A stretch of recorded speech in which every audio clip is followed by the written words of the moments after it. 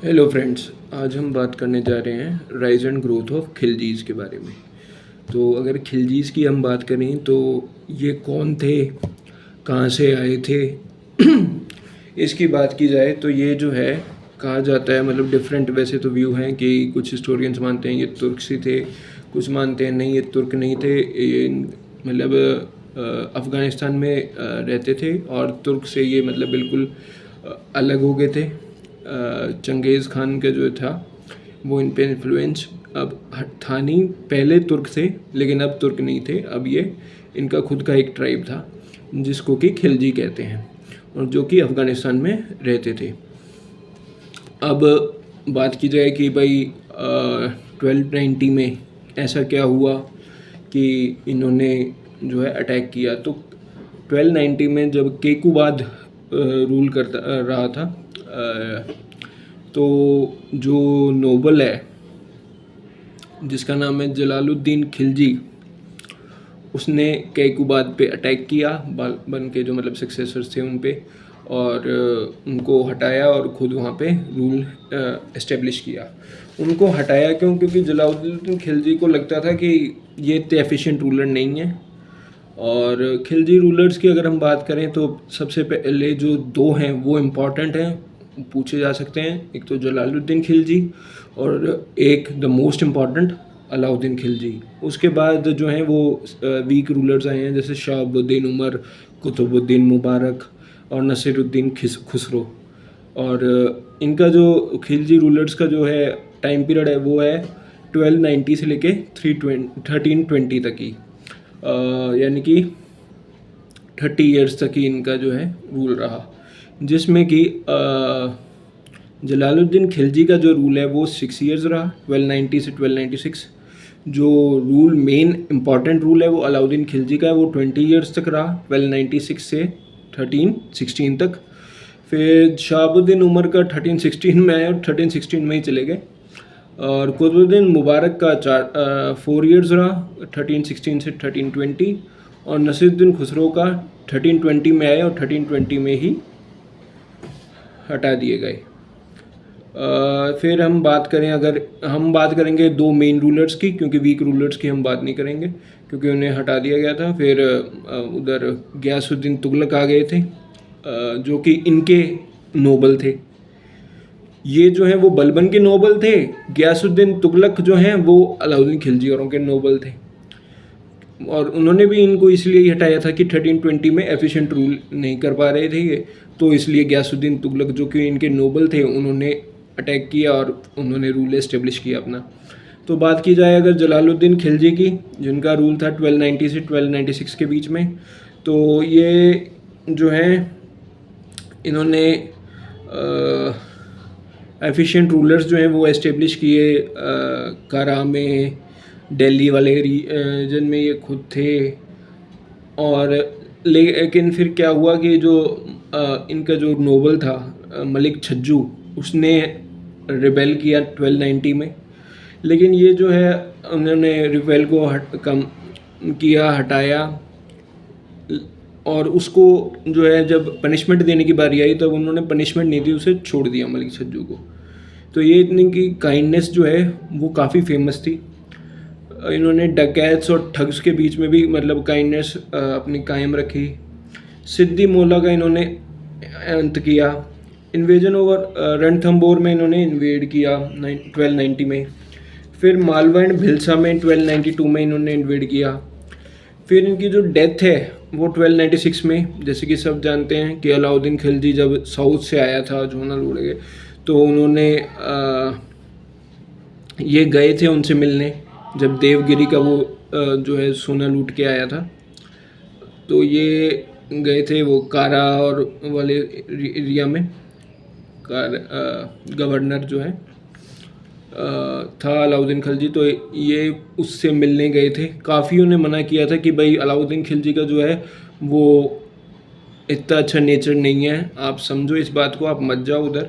लेकिन ये फिर भी गए थे और फिर कॉन्स्पिरेसी के द्वारा इनका जो है मर्डर कर दिया गया जलालुद्दीन खिलजी का। और जलालुद्दीन खिलजी की जो बेटी है उससे अलाउद्दीन खिलजी ने शादी कर ली। और मतलब पहले भी मतलब सन इन लॉ ही था अलाउद्दीन खिलजी इनका, वैसे भी पहले ही कर ली थी शादी। तो फिर अलाउद्दीन खिलजी की अगर बात करें तो इनका जो रूल है वो 1296 से और 1316 तक है। और इन्होंने जो फेस करी डिफ़िकल्टीज़, तो इसने ये देखा कि जो दिल्ली सुल्तान हैं अब तक जितने भी हुए हैं उन्होंने वो साउथ की तरफ नहीं गए, साउथ इंडिया की तरफ अभी तक कोई भी रूलर नहीं गया। और जलालुद्दीन का जो सन है अरकाली खान, वो जो है वो अटैक कर सकता था, तो उसको भी रोके रखा। फिर इन्होंने मंगोल इन्वेजन को रोके रखा, क्योंकि नॉर्थ वेस्ट फ्रंटियर प्रोविंस पे मतलब इन्होंने एफिशिएंट अपने रूलर्स जनरल्स जो हैं वो एस्टेब्लिश किए। तो और बाकी जितने भी ये मिनिस्टर्स वगैरह हैं उनको भी अपने तरफ ले लिया। तो इस सब चीज़ों से इन्होंने जो है डिफ़िकल्टीज़ जो थी वो पूरे अपने ज़ील के साथ पूरे फेस करी। तो अलाउद्दीन खिलजी की अगर कंक्वेस्ट की बात की जाए तो इन्होंने नॉर्थ इंडिया में अगर बात की जाए कंक्वेस्ट की, तो गुजरात में कंक्वेस्ट किया 1299 AD में, फिर रणथंबोर में किया, फिर मेवाड़ में किया 1303 में, जब वो राणा रावल रतन सिंह वाला जो आप पद्मिनी वाला किस्सा आप देखते हो वो। फिर मालवा में किया 1305 में। फिर जो है इनकी डेक्कन पॉलिसी को देखा जाए अगर, तो डेक्कन पॉलिसी में इन्होंने अपने जो रूलर है नोबल है अपना मलिक गफूर, जो कि लेके आए थे ये देवगिरी से ही, क्योंकि उसके सारा पता था साउथ का, तो इसलिए इस अलाउद्दीन खिलजी ने उसको ही भेजा साउथ में इन्वेड करने के लिए। तो उसने जो है मलिक गफूर ने देवगिरी में अटैक किया, तेलंगाना में अटैक किया, और द्वार समुद्र में अटैक किया जो कि होयसालास का था। फिर मदुरई में अटैक किया जो कि पंड्याज का था पहले। फिर ऐसे करके उन्होंने मतलब सारा जो साउथ का है वो उधर अटैक किया, और जो भी वेल्थ थी साउथ की भी वो भी अपने पास रख ली गई अलाउद्दीन खिलजी के द्वारा। फिर अगर हम इनके मंगोल पॉलिसी की बात करें तो मंगोल इन्वेजन भी हुए, और मंगोल इन्वेजन हुए तो कादिर इन्वेजन हुआ था सबसे पहले तो 1297 में, और सल्दी इन्वेजन हुआ था 1299 में, कुतलक ख्वाजा का हुआ, फिर टर्की अली बेग का हुआ। लेकिन मंगोल इन्वेजन से ये हुआ कि इनकी जो है वो डेवलपमेंट वगैरह नहीं कर पाया सुल्तान, और जो जितनी भी वेल्थ वगैरह वो भी इनकी मतलब डिस्ट्रॉय होती गई।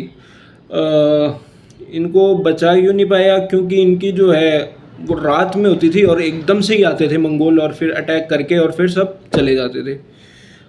और एक बार अलाउद्दीन खिलजी भी मरते मरते बचा था मंगोलों से। इनका जो मंगोल क्यों सक्सेसफुल क्यों नहीं हो पाया, जो मंगोल इन्वेजर थे उनके बीच में म्यूचुअल डिफरेंसेस चल रहे थे, और जो वीमेन चिल्ड्रन हैं वो भी इनके साथ कंपनी करते थे, और इनका जो मेन मोटिव था वो था प्लंडरिंग। तो प्लंडर करते थे और चले जाते थे, रूल करने का इनका मोटिव था नहीं। और अलाउद्दीन खिलजी ने भी स्ट्रिक्ट एक्शंस लिए, पावरफुल आर्मी ऑर्गेनाइज करी, कैपेबल कमांडर्स ऑर्गेनाइज करिए। तो और जो अर्लियर मंगोल से जब चंगेज़ खान वगैरह की बात करें हम, वो ब्रेव थे, लेकिन इनमें भी अब धीरे धीरे जो है वो इतने ब्रेव और करेजियस रूलर नहीं रहे मंगोल्स में।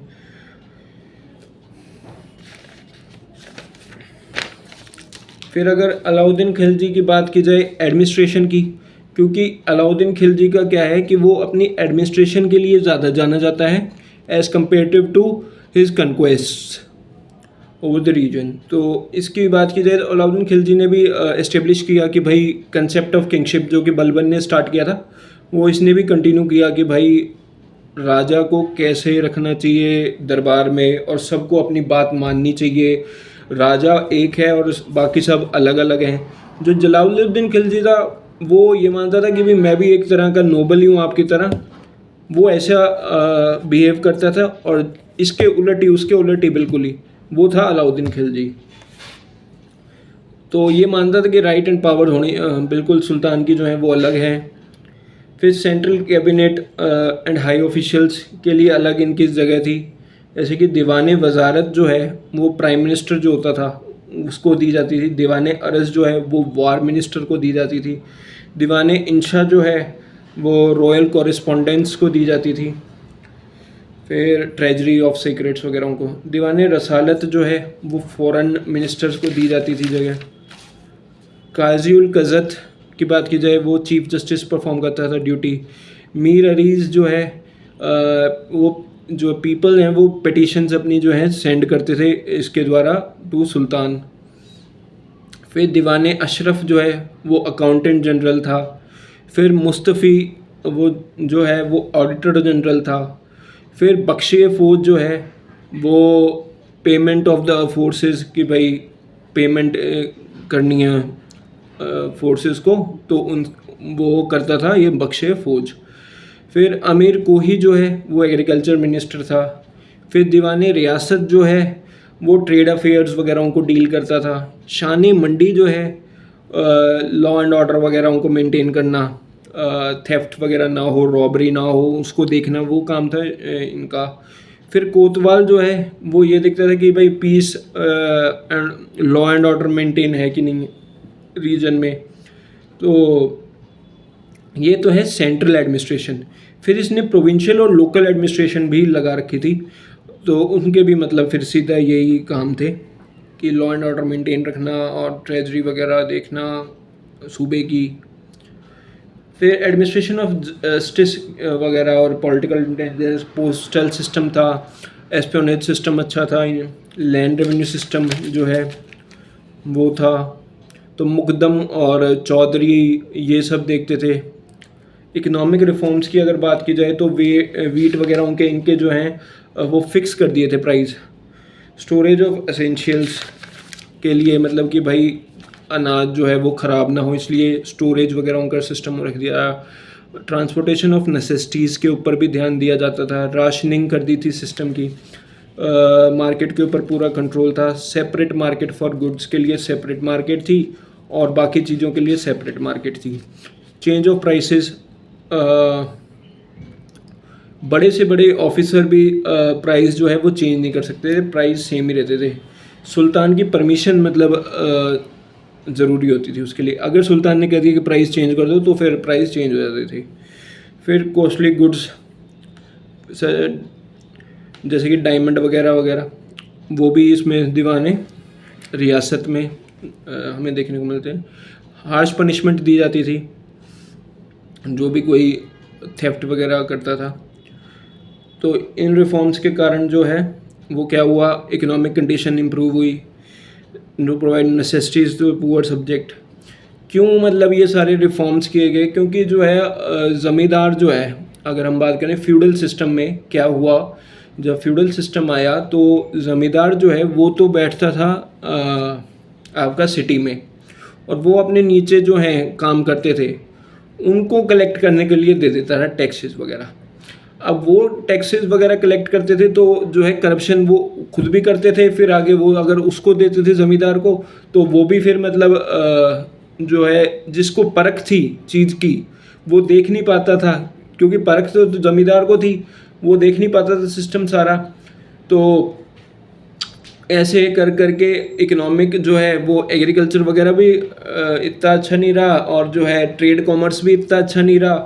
तो इसलिए जब ये आया तब ये रिफॉर्म्स वगैरह जब इसने किए तो फिर रिफॉर्म्स की वजह से जो है ट्रेड एंड कॉमर्स वगैरह है वो जो है सुधरा।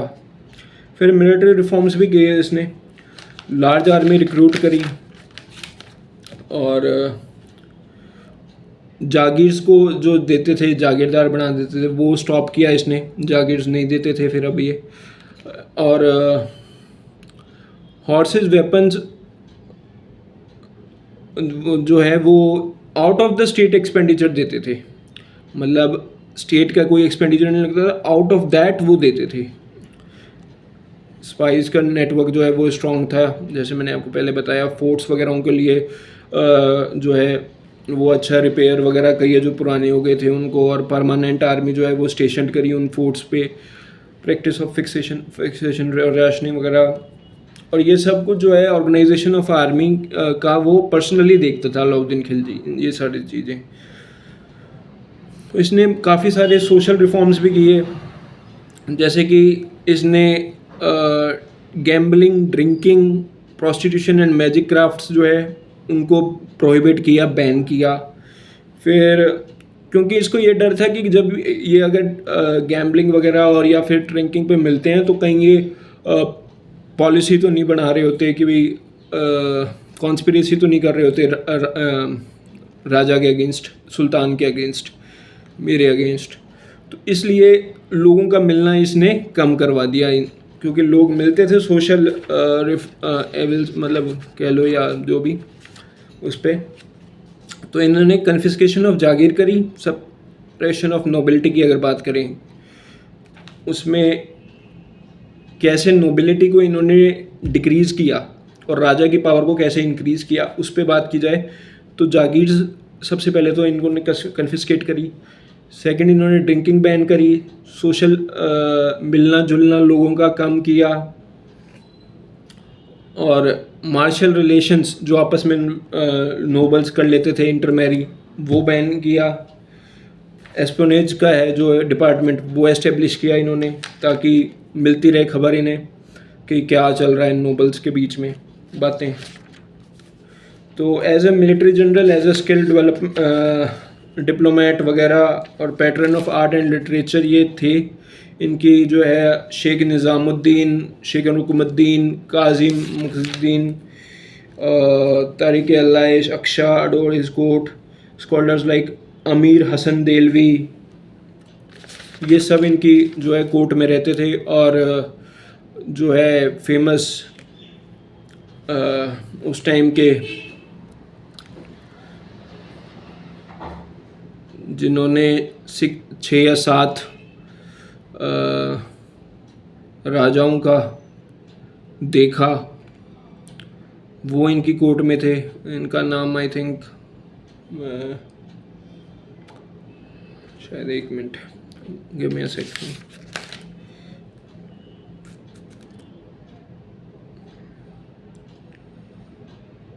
अमीर खुसरो, या अमीर खुसरो जो है वो इनके टाइम में ही थे, और अमीर खुसरो ने ही इनके ऊपर काफ़ी काम किया है। और जो बर्नी है उसको ये इतने अच्छे रूलर लगते नहीं थे, लेकिन अमीर खुसरो जो है उन्होंने इनके ऊपर काफ़ी काम किया। और अमीर खुसरो ने बताया कि भाई ये कैसे थे, एडमिनिस्ट्रेशन कैसा था इनके बारे में, वो सब अमीर खुसरो ने बताया। फिर बात की जाए मलिक गफूर ने इनको 1316 में जब ये मरे तब इनके सन को, शहाबुद्दीन उमर को इन्होंने राजा बनाया और ये खुद रेजेंट बने। फिर खिजर खान को बनाया, शहजाद खान वर ब्लाइंडेड, मतलब धीरे धीरे जो इनके जो फैमिली के मेंबर्स हैं उनको ख़त्म करते गए, किसी को मार, किसी को इम्प्रिजन कर दिया, किसी को आँखें किसी की मतलब ले ली। तो इससे उनकी जो पावर है मलिक गफूर की वो काफ़ी इंक्रीज़ हुई, और इन्फ्लुएंस जो है नोबल्स पे वो रहा उनके बीच। और ये मुबारक खान को भी मारना चाहते थे, और लेकिन मुबारक खान बच गए। और 36 days after the death of Alauddin, Malik Gafur and his followers were killed. तो बात की जाए 36 डेज बाद, यानी कि 1316 में 36 दिन बाद मलिक गफूर और उसके साथियों को भी मार दिया गया, जो अलाउद्दीन खिलजी के ख़ास जो थे उन मिनिस्टर्स के द्वारा। और जो है अलाउद्दीन खिलजी के ही सक्सेसर्स को रखा गया till the time Ghiyasuddin Tughlaq, जो कि नोबल था अलाउद्दीन खिलजी का, वो नहीं आ गया, एफिशिएंट नोबल था। तो उसने कहा कि भाई एफिशिएंसी रहनी चाहिए, और ये एफिशिएंट नहीं है अलाउद्दीन खिलजी के, तो उन्होंने इनको मार दिया और ख़ुद जो है वो रूल करने लगे। तो कल हम बात करेंगे तुगलक के बारे में, तुगलक डायनेस्टी के बारे में। So thank you so much, please like, share and subscribe and do comment. So thank you, कल मिलते हैं, बाय।